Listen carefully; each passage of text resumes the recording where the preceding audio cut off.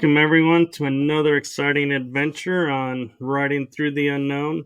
I have tonight with me a very special guest who we were talking about earlier, has actually made an appearance on not only every season of my show so far, but was also the very first guest who inspired me to keep going with the show. And I almost think it's fitting, Brad, that we're having this episode on Guy Hawk's Day. Remember the 5th of November. Hey, Michael, thanks for having me on. It's an honor and a privilege to have been on all 3 seasons of your show on Guy Fawkes Day. Yeah. And we've even met at conference, and so it's been an amazing journey so far. Indeed, for sure. So what has been going on in the world of Brad Olsen? Well, as we just said in the setup, I've just completed my 11th book called Secrets of Antarctica, The Untold History of the Ice Continent. Took me 3 years to get this one done, but it's great. I think it's really among my best books ever.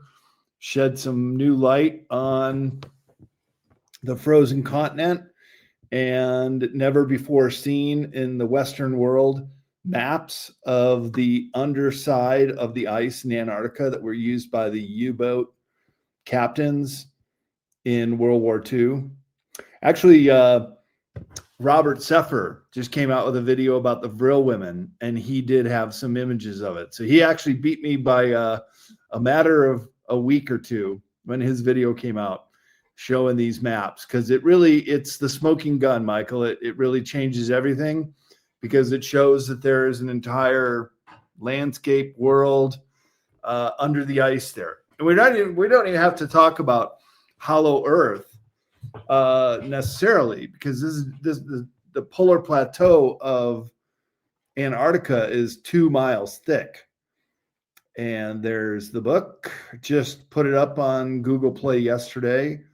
I think the release date is going to be 11/11, but it is available for pre-order now, and it's a great book.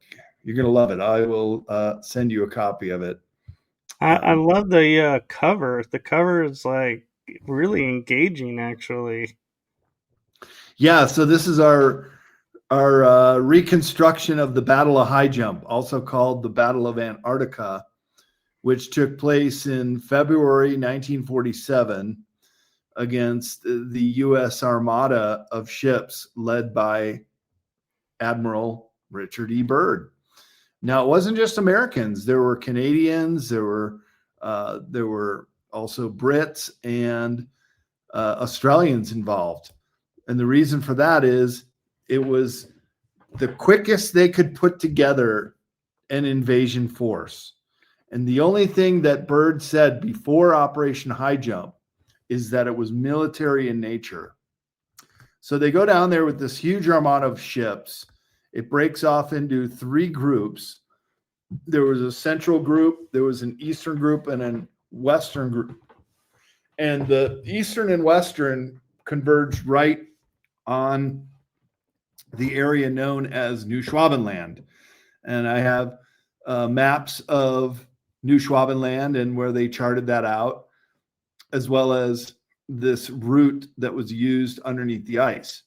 But this cover shows what happened that fateful day when these UFO flying shaped craft, and there are eyewitness testimony in the book of this happening, as well as Russian Soviet intel about Operation High Jump that was also pretty newly released to the Western world.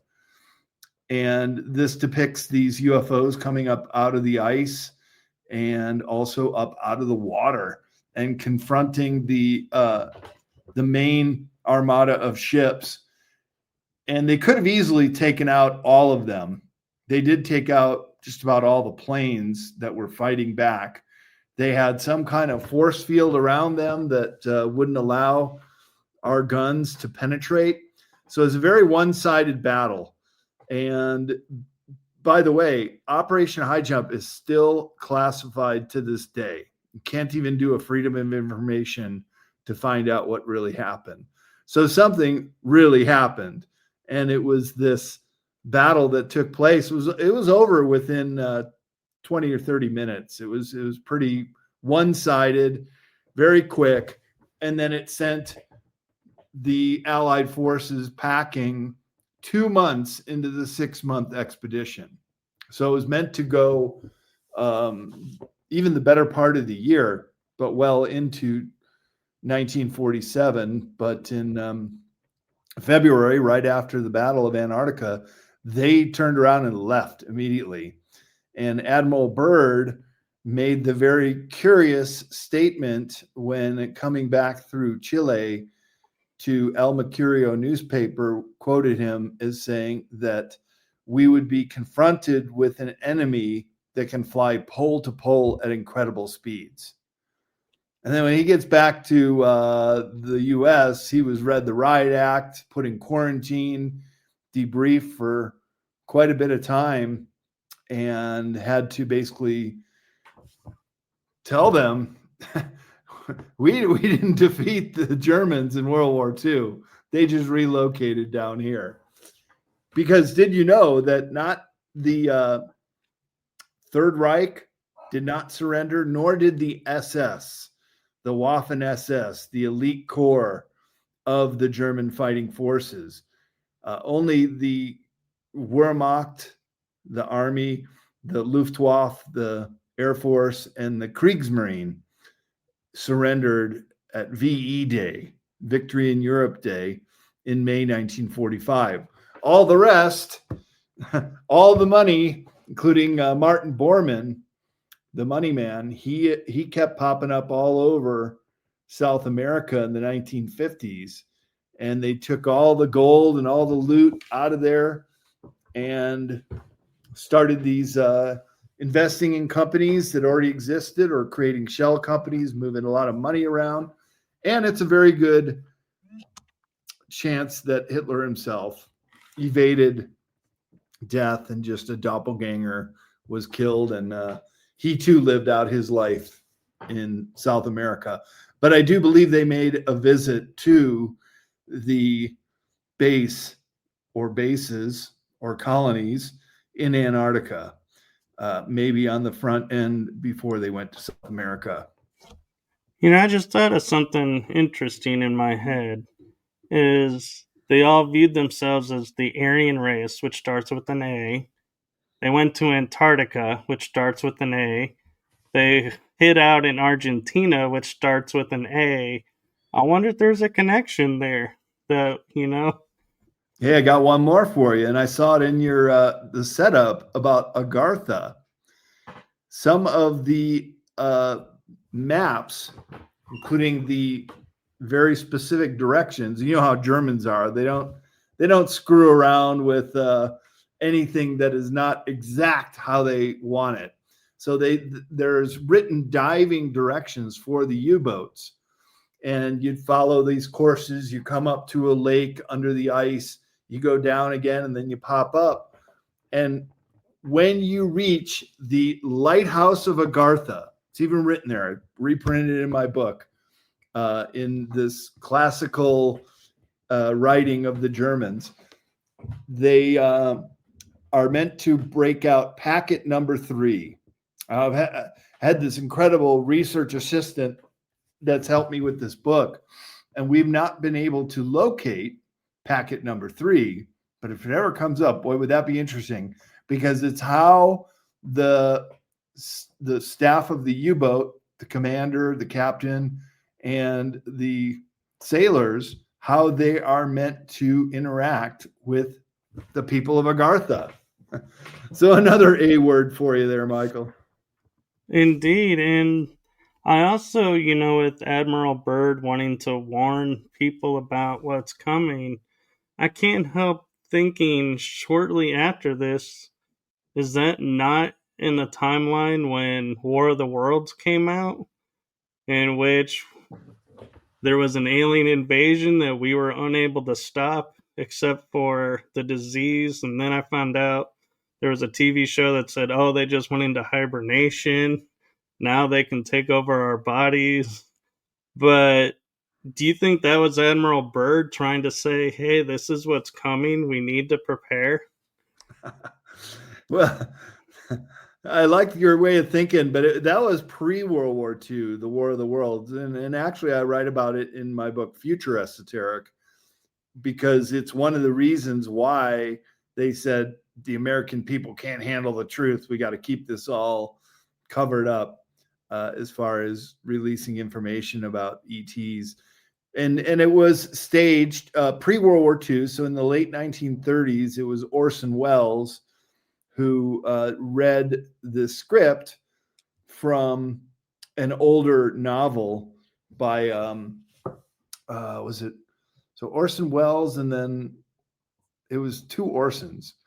One was the author of that book was probably in the 1912 or something, and then the pretty sure War of the Worlds was Halloween, which was just a few days ago, 1938, I want to say, and people freaked out.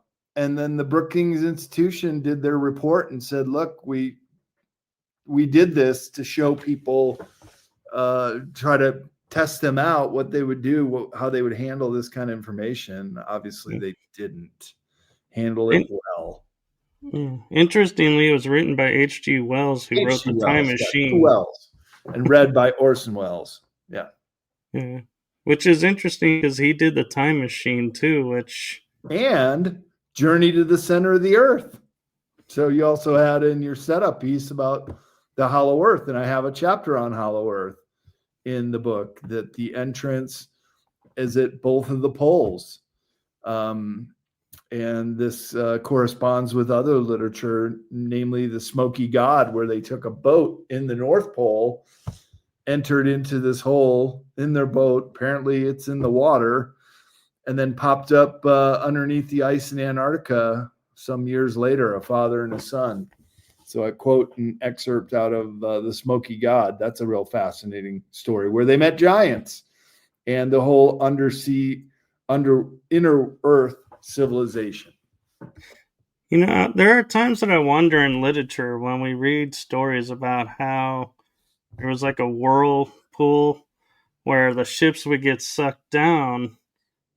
And I wonder sometimes, because they're only in certain areas that they write about them, are those actually gates to enter somewhere else? That's why, they only occur in certain areas.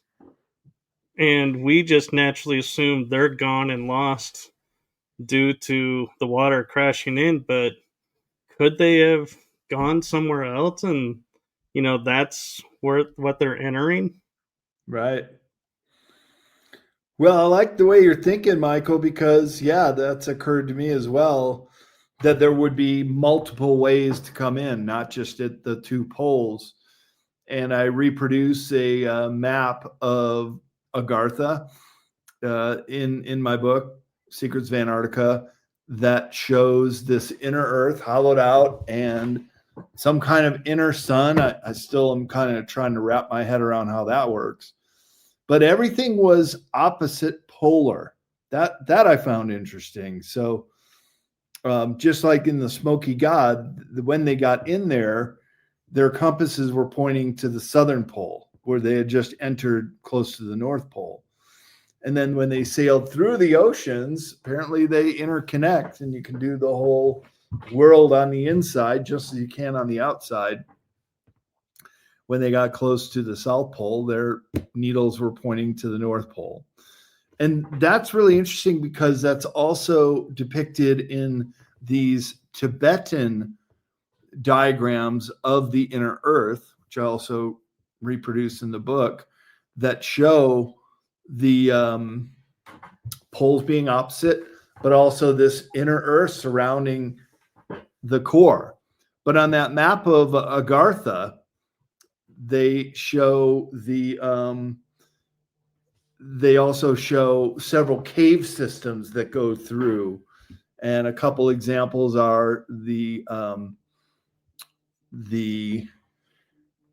around Sacsayhuaman in the South America, the Giza Plateau, the Tibetan Plateau, the Daros. If you're familiar with those, they're these inner creatures that live closer to Africa, South Africa, and there were in this map it shows all these cave systems that also go through.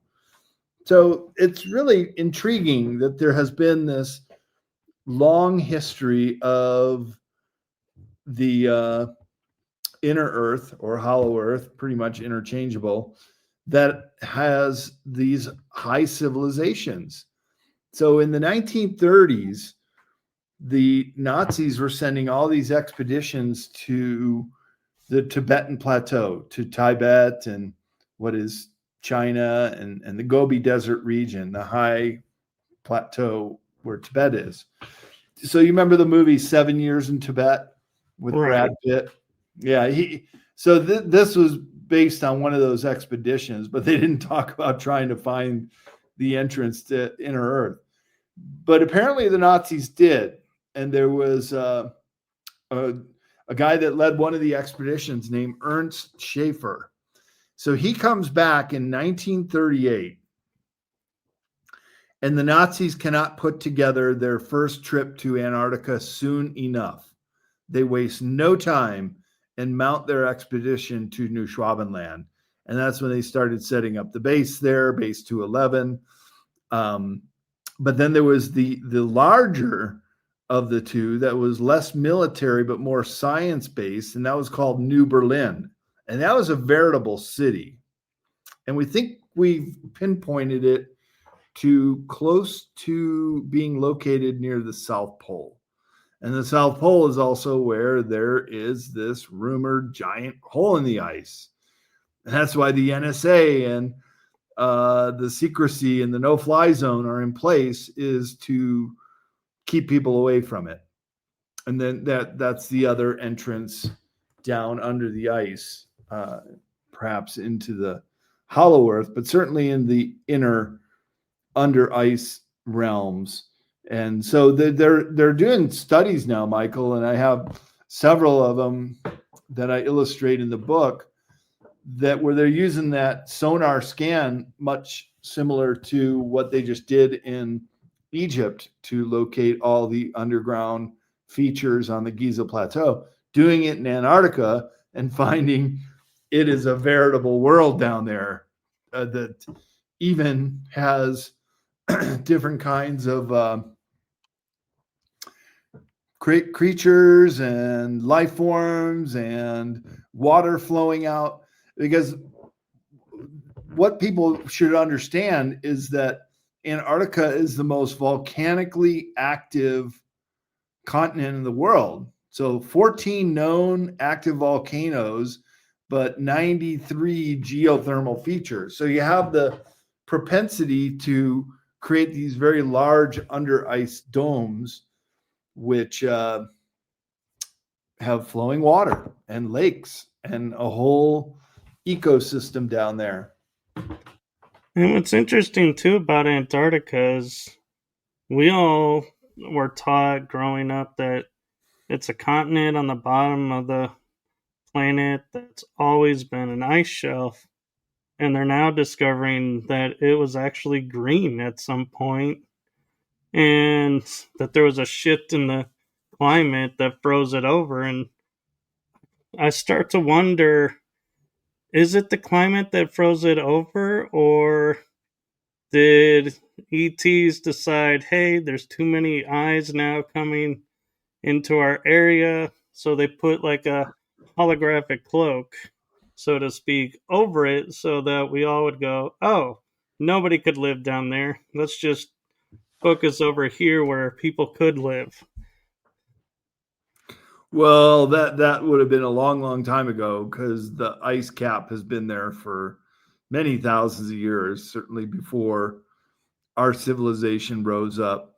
But the very first group to transverse Antarctica to the South Pole, along with Roald Amundsen, who beat the Scott Party by 35 days, the race to the pole in 1913, But the Scott Party, they went past a location called Mount Buckley. It's above the Beardmore Glacier along their route. And they were finding fossils of ferns and animals and insects, uh, proving what you just said, that at one point Antarctica had been a steaming jungle and now it is a frozen landscape. So that could be, I would say, probably because of pole shift activity, that the continents have moved, continents drift, and Antarctica during the last pole shift would have positioned itself on the bottom of the planet where it is to this day. And I'm also curious when we hear like in the early 1900s and the 1900s, a lot of expeditions to Antarctica, to the Arctic on the north side of the planet. And then all of a sudden it just stops.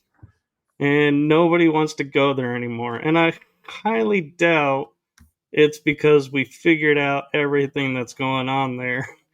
But what is your opinion of why the rich are all wanting to go there, everybody's wanting to do an expedition, and then it just stops? Nobody ever says, let's do an expedition to the Arctic or Antarctica. Well, I did. I went down there 7 years ago, and that On a was after sailboat.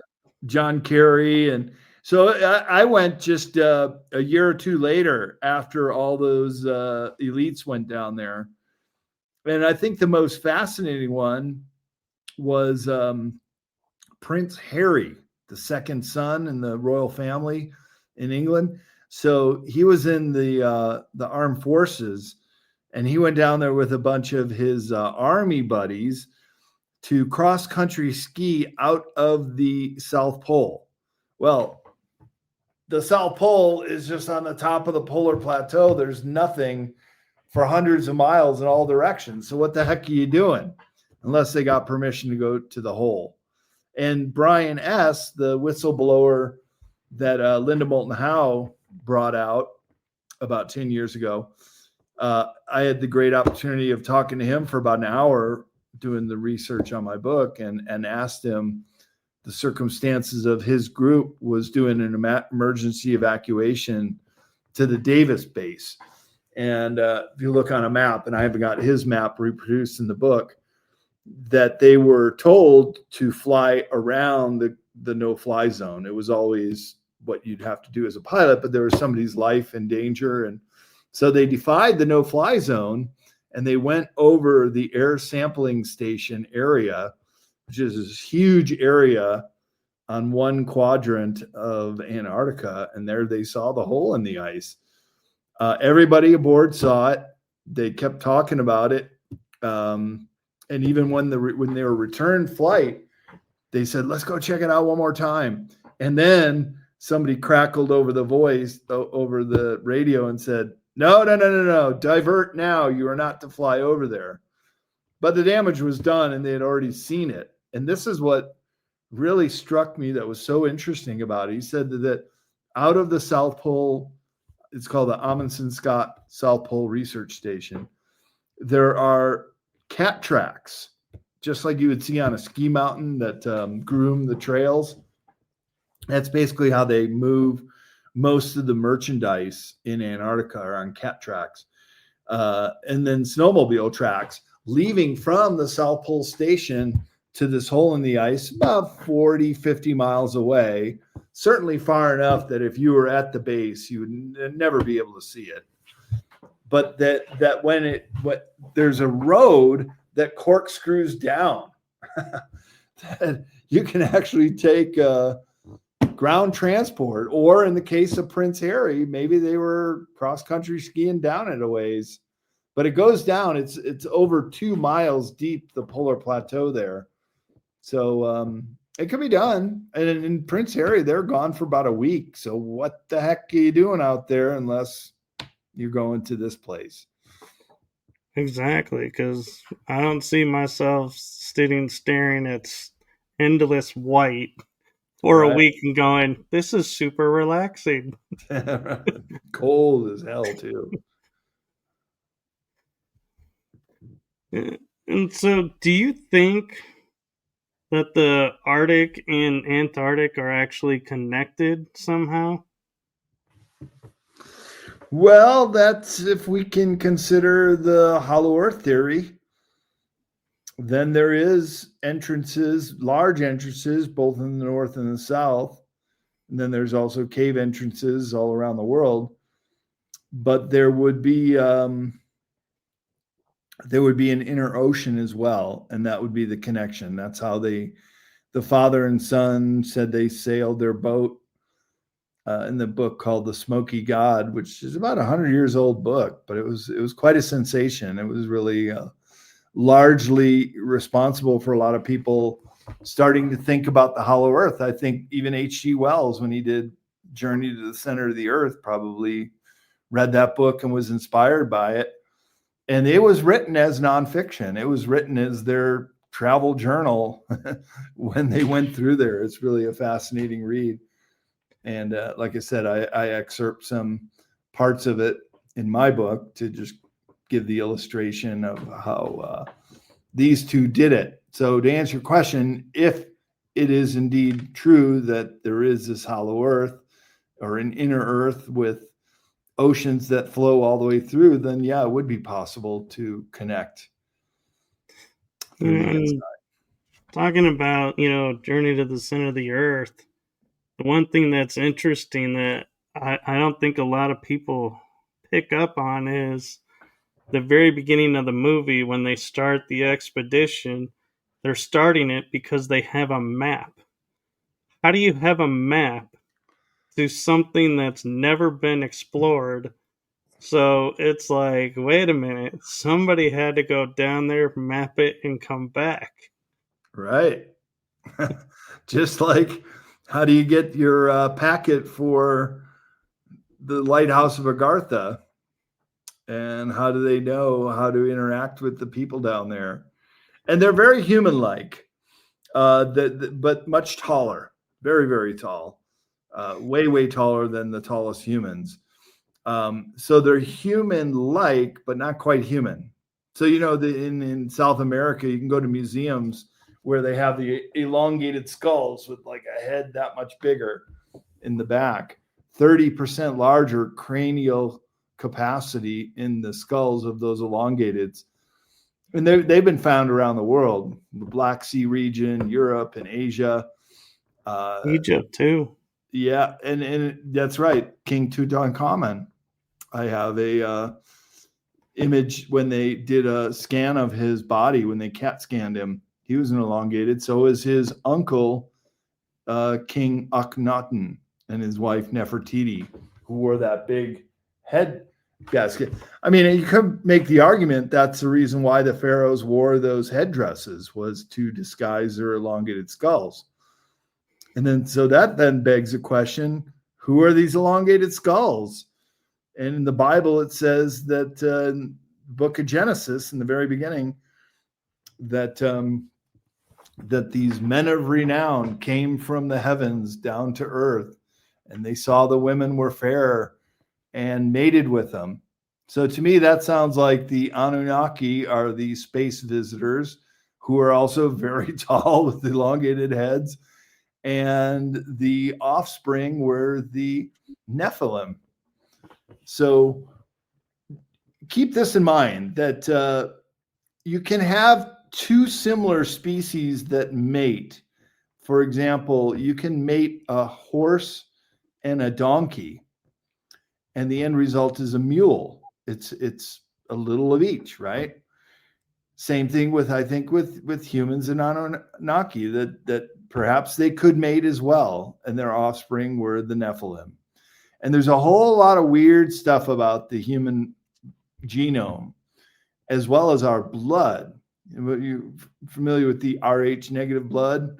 I Right. have a chapter called the Blood of the Gods in my book, Modern Esoteric. And I actually come from an Rh negative blood type family, whereas my uncle, Douglas, the second son after my dad, who is Rh negative, as well as my grandmother. But she married a man with Rh positive blood type. And my uncle Douglas was born Rh positive blood. It was contaminated upon birth with my grandmother, and he died. Now, there's no other animal species that would do that, where a mother could kill her own offspring because of incompatible blood. So there's something about the human genome and our blood type that shows pretty specifically that we're at least two different species combined. Absolutely. And, talking about the Bible, I always find it interesting how everybody blindly says Adam and Eve were the first two and only humans. And then they had Cain and Abel. But what did Cain and Abel do? They went and married women from other tribes. It's what it says. Who are these other tribes? Where did these other tribes come from? Because there's only supposed to be 4 humans on the planet. And everybody just says, oh, there was other tribes. And they just blindly go with it. But I'm like, wait, this doesn't add up. This story doesn't flow. Exactly. Yeah, I mean, there you have it. There's so much about our history that just doesn't make any sense at all. And like the old saying, history is written by the winners. A lot of the historical documentation in my new book on Antarctica is about World War II and how we have not been privy to how advanced the Germans got and how they got that advanced. Where did they get their technology? And this goes all the way back to the Vril women 100 years ago in a Bavarian hunting lodge after World War I. And they were very telepathic, and they were actually communicating with advanced ETs from Aldebaran. And by doing so, after a while, they were able to recite blueprints for advanced technology, such as free energy, such as zero-point energy craft, to the point where the German engineers, including Victor Schauenberger, said, this is actionable intelligence. We can work with this. We can take it from the drawing board to the engineering offices and start to manufacture this stuff, which they did. And that could be those crafts coming up out of the ice that are featured on the cover of my book. Do you think the jet planes that Germany had in World War II were from the ETs? Because everybody's using prop engines, and then all of a sudden, Germany's like supposed to be this underdeveloped, not having a lot of resources, comes up with jet planes, and we're like, nobody can match them. And it's like, how did they make this leap and nobody had anything about it? No. And, Werner von Braun, who was working on the V1 and the V2, he came over with Project Paperclip and started NASA. What do you know? As well as hundreds of Project Paperclip scientists and also people that were placed in government and business, as well as the psychiatrists who do MK Ultra experiments. Do you know that's a German spelling for MK, for mind control? Because in German, control is spelled Krontolle. And that's where that comes from. So we got the paperclip Nazis to thank for that. But to answer your question, yeah, there was nothing like the V1, the V2, and even the later disc-shaped craft, the Honeyboo craft was the V7. So they continued that process. But again, history does not tell us how advanced those Germans were and what happened to that technology after the war, which a lot of it, basically the Germans knew they were going to lose, but in 1943, about 2 years before the war actually concluded. So they had plenty of time to load up their U-boat submarines, some of which were could carry huge amounts of cargo, and others were the Fuhrer's convoy. I actually have some passports. Frank DeComner, the research assistant on this book, came up with, and he said they're authentic. We reproduced the passports to New Schwabenland, to New Berlin, and the officers on the Fuhrer's convoy says on their passports. So they were moving stuff out of there down to New Schwabenland pre-war. I mean, the convoys of ships and U-boats pretty much kept going all through the war years, and certainly at the end of the war. Germany was producing more submarines in 1945 than in the entirety of World War II. And of course, the war was over in May. So then, and there are over 100 U-boats that have never, ever been discovered where they were, right? So they're bringing stuff down, they're bringing personnel, they're bringing equipment, and they're bringing the Honeyboot craft and the Vril craft, and perhaps even the mothership that they built. And I have the blueprints for the Aldebaran mothership that could have smaller craft and a medium Honeyboot craft within it.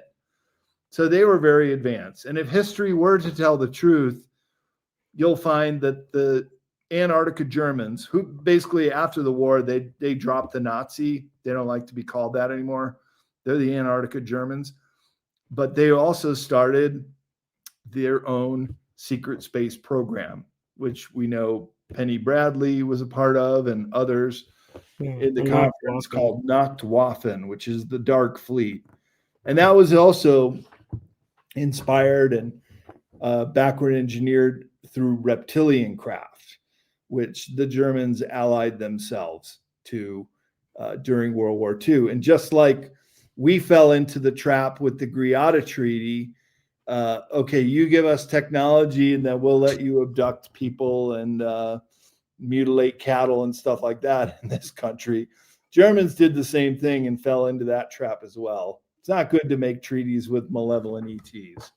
But they did get the technology out of it, and that's that great leap in their technology, as well as downed craft. So the Germans had their own Roswell craft in the Black Forest in 1933. They recovered a craft, and of course it went right to their engineers who were backward engineering it.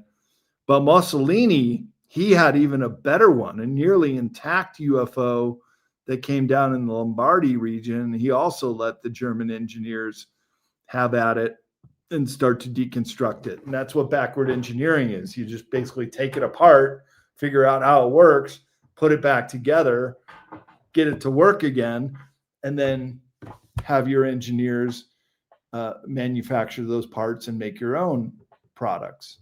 So do you think that's why Italy and Germany allied themselves during the war? Because they always seem to be, like, on paper and in person, like, not a good mix, like, always, like, trying to up each other, not getting along. So do you think the alliance was really more of, we want your ET tech, so we'll say we're your ally as long as you give us this? Yeah, I wouldn't be surprised if that had something to do with it, but they needed an ally. And what a lot of people don't understand is that the Vatican was fully behind the Third Reich. There's pictures of Hitler shaking hands with the Pope. And then after the war, the Vatican helped establish the rat lines to get all the Nazi officers out of Germany, and then with new passports with new names and relocate them to South America countries and elsewhere. And that's the Fourth Reich. And I write about this in the new book too, that the Germans, they really didn't lose World War II. They just had to go underground after they lost their fighting forces and became more of an intelligence force. And then why do you think the Allies and NATO were always sword rattling with the Soviet bloc, the Minsk Accord, and the group there? Because they were being provoked by the Fourth Reich, who wanted us to fight each other And this has gone on to this very day. And I think it's a very good chance that the Fourth Reich is still very active, but in an underground kind of way. There's also, I put this in the book, there's a building in New York City with you need a key to get in the elevator, and it's unmarked. Don't know where you're going unless you have permission to go there. But there's actually an embassy for the Antarctica Germans in New York City, close to the UN building, where, of course, the United Nations is located in New York City. So they've been able to keep themselves under wraps, and mainly because of technology once again. So after the Battle of High Jump, it told our generals, these guys are way advanced. We don't stand a chance fighting these UFOs. And then, so you remember in 1952, the overflight of the Capitol with about a dozen crafts that flew in. I've got the headlines in the book. It happened 4 days later. They came back. And so Laura Eisenhower, great granddaughter of Dwight D. Eisenhower, who was the president-elect in 1952, but not president yet. It was still Truman. In her book, Awakening the Truth Frequency by Laura Eisenhower, she has evidence that overflight was a surrender, that we actually capitulated to the Antarctica Germans. And that actually makes a lot of sense. Because after High Jump, we knew that they had the technology. They could fly over the Pentagon and the Capitol and the White House, and we couldn't even shoot them down, just like in High Jump. And so we had the numbers and the force, but they had the technology. And so it was striking a deal with them that, look, everybody's interest is to keep this whole thing secret. They don't want to be known, because if the rest of the world found out that there's still Germans in bases in Antarctica, and I've got some headline newspapers from 1941 of the German headquarters that they were located down there, that they were already starting to move their stuff down there, but we couldn't dislodge them. So we, again, wanted to buy time. Maybe we'll get a chance. And then so in 1958 was Operation Argus, Argus. That too, still classified, still top secret operation. Ostensibly, they were going down there to test nuclear warheads. But why were they right off the coast of New Schwabenland to do it? Why did they have to go so far south? So myself and others, researchers, think that they actually nuked them, that this was retribution for High Jump. And right after that happened, then you have the Antarctica Treaty start to be formulated. And one of the very first clauses is you will never be able to use or test nuclear weapons in Antarctica, as per the Antarctica Treaty, which is still holding to this day. So that gave the Antarctica Germans their cover to basically continue their operations. And here we are today. I can't help wonder why they used New Schwabenland. Was, like you said, they had force fields around their craft. So they were like, can a nuke penetrate that shielding?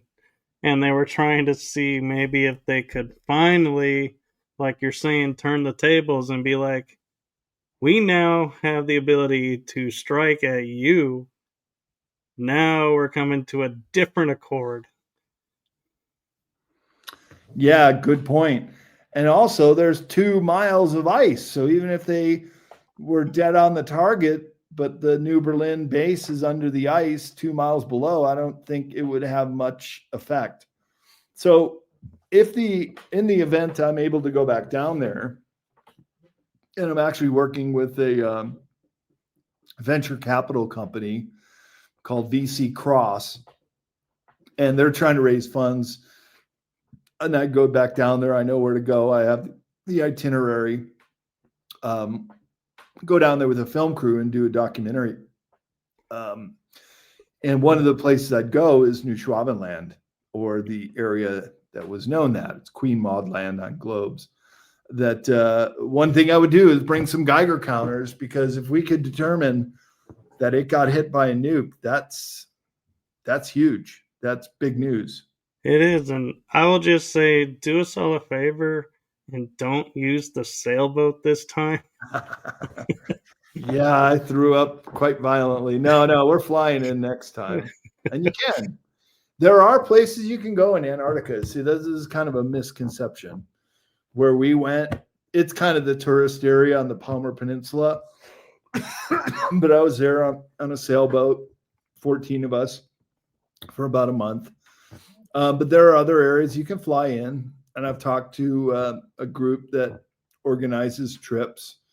It's expensive, but you can do it. You can fly to the South Pole. You can climb the Vinson Massif, the tallest mountain in Antarctica. And there are other places you can go. But, and this is what Brian S. and Linda Moulton Howe told me, and I totally agree, you have to get permission from the National Science Foundation, which ostensibly is controlled by the NSA, National Security Agency. But remember, for a long time, the NSA was no such agency, because they didn't even admit they existed. But they were formed also around the time of the CIA, right after Roswell, to hide everything extraterrestrial. That's why the NSA was formed. So it's no wonder that they've been seen and spotted at the South Pole Station. Yeah. They also have an unmarked building at McMurdo Base. It's like Area 51, the big secret that everybody knows about.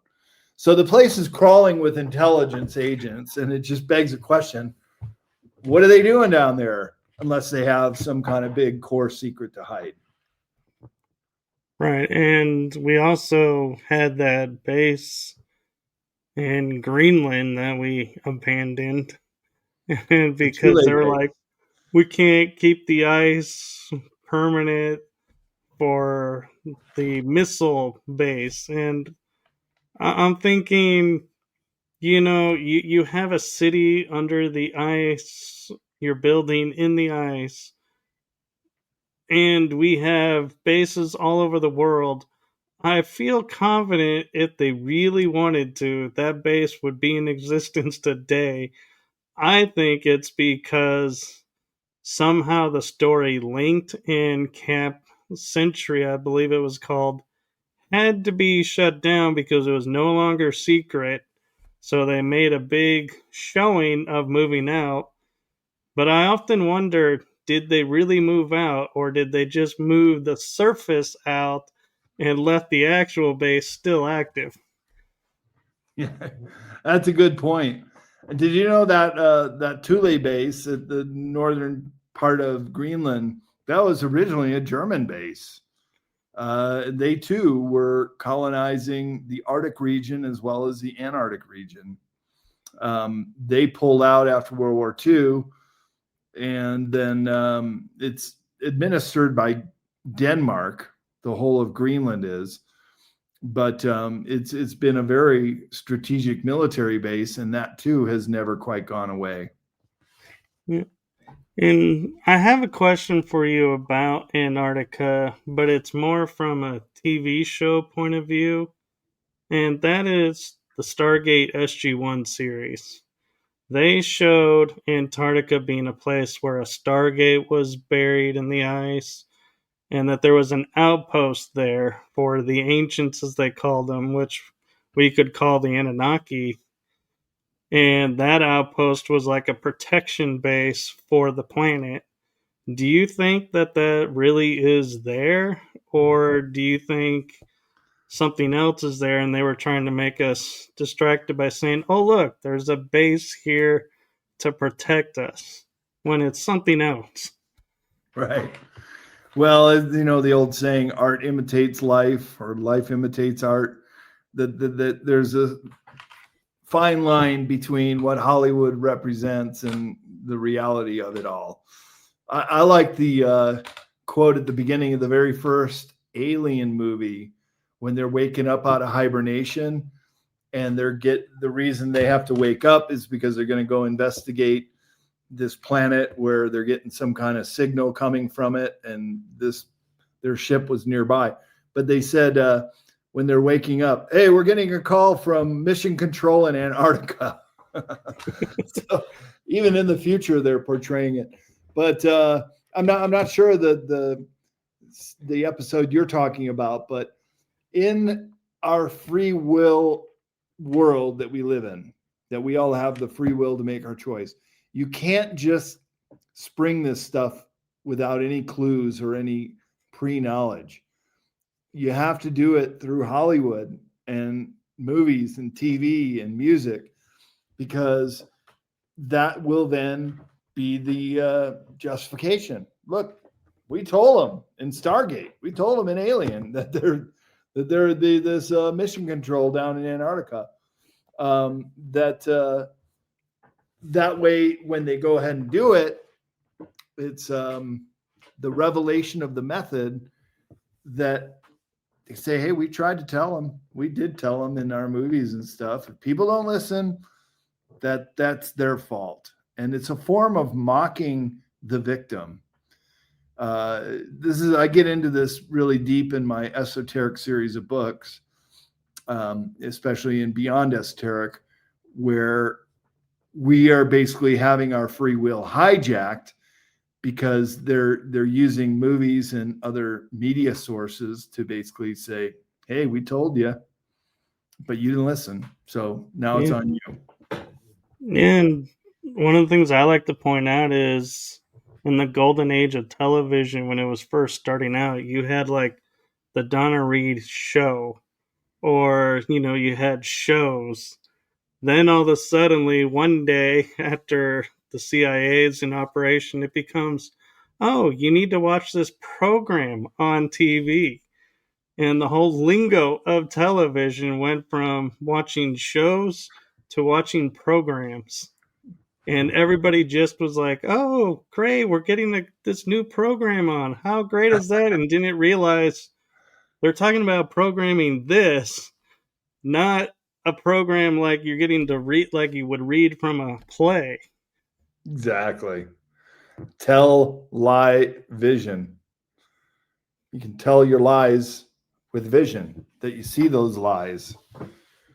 So, yeah, they're telling us without telling us, or in veiled such ways that we're being programmed. And they're even telling you they're called programs, mind control programs. So I'm curious with your thoughts of, as we're having like Hollywood is, I believe, being disassembled because of all the corruption and everything going on there, that it seems to be falling. But other studios are kind of picking up where they left off, but they're showing a different type of program or movie. So, do you think the White Hats have gotten involved in the Hollywood, and there's like two Hollywoods? There's the White Hat side that's saying, look, this is what's really going on. Wake up. And the other side that's going, hey, we're still programming you. Just, keep your eyes closed and just, be okay. Yeah, I definitely think there's two sides.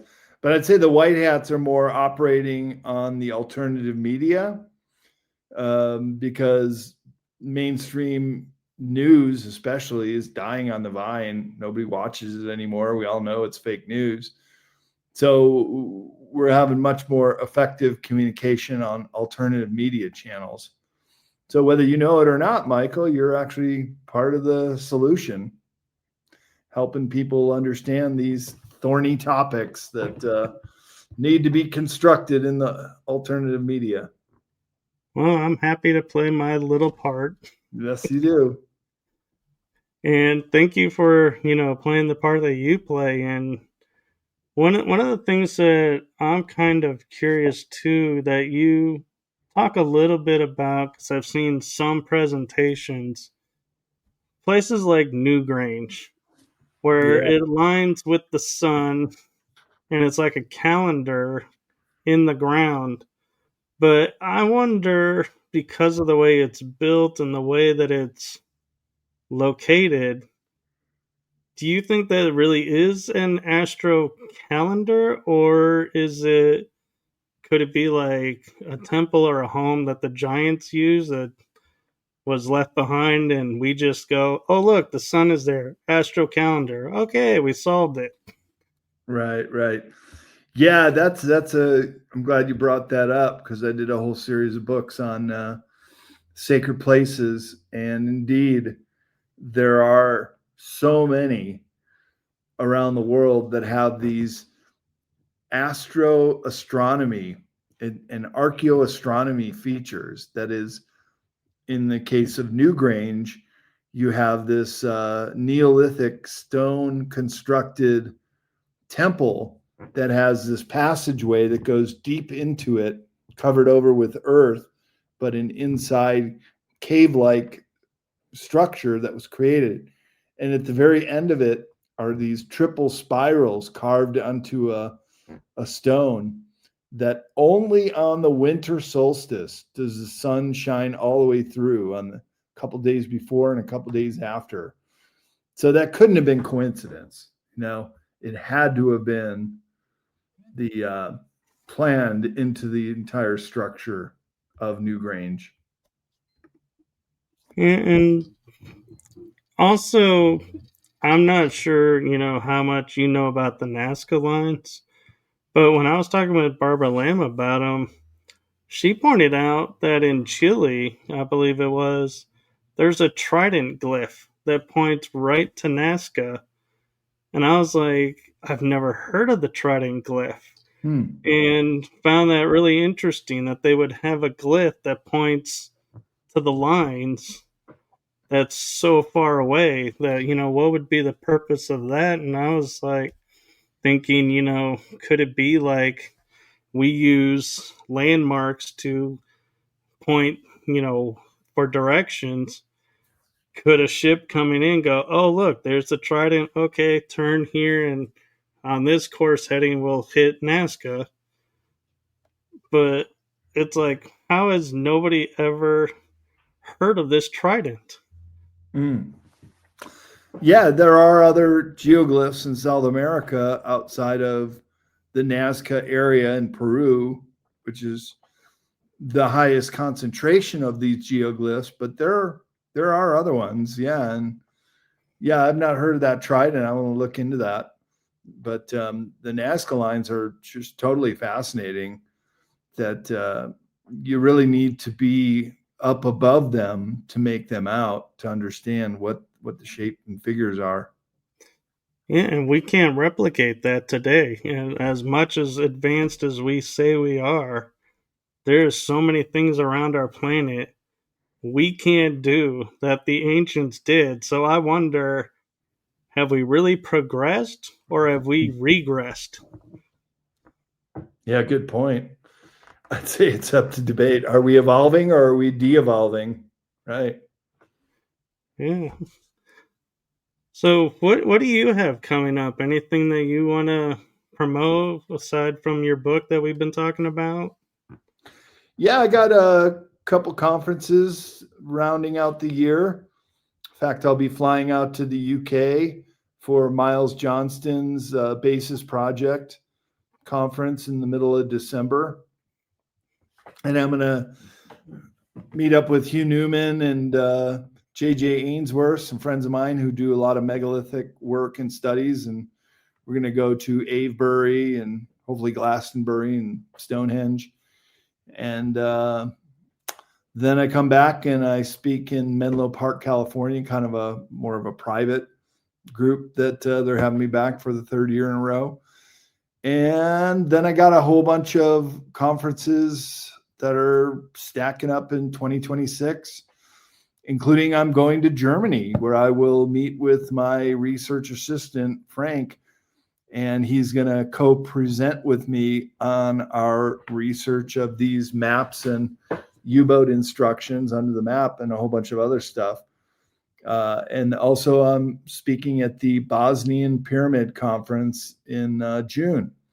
So at least 3 overseas trips for conferences in the coming months.